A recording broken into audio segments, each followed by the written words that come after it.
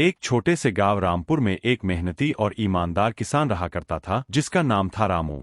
अब रामू बूढ़ा हो चला था, लेकिन उसने बचपन से ही अपने बेटे अर्जुन को खेतों से जोड़कर रखा था। रामू के पास जमीन बहुत ज्यादा नहीं थी, कुल मिलाकर 2 बीघा खेत था, लेकिन उसके अनुभव और अर्जुन के इरादे उससे कहीं बड़े थे।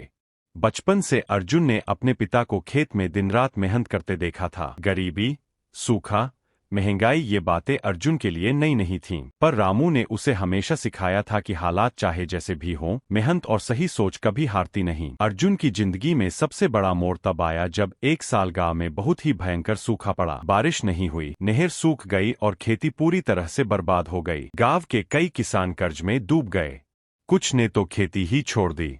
लेकिन अर्जुन ने हार नहीं मानी। उसने सोचा, अगर हालात बदल नहीं सकते तो मुझे अपनी सोच बदलनी होगी। अर्जुन ने अपने मोबाइल पर यूट्यूब और कृषि ऐप से जानकारी इकट्ठी की। वहीं से उसे पता चला कि कम पानी में होने वाली फसलों जैसे मूंग, तिल, बाजरा और सब्जियों की खेती से भी अच्छी कमाई हो सकती है। साथ ही वह जैविक खेती के बारे में भी जानने लगा।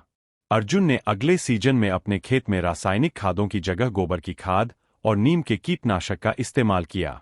शुरू में गांव वालों ने उसका मजाक उड़ाया, लेकिन रामू ने अपने बेटे का हौसला बढ़ाया और अर्जुन डटा रहा। धीरे धीरे उसकी फसल में हरियाली लौटने लगी। उसके मूंग और सब्जियां बाजार में काफी अच्छी कीमत पर बिकीं।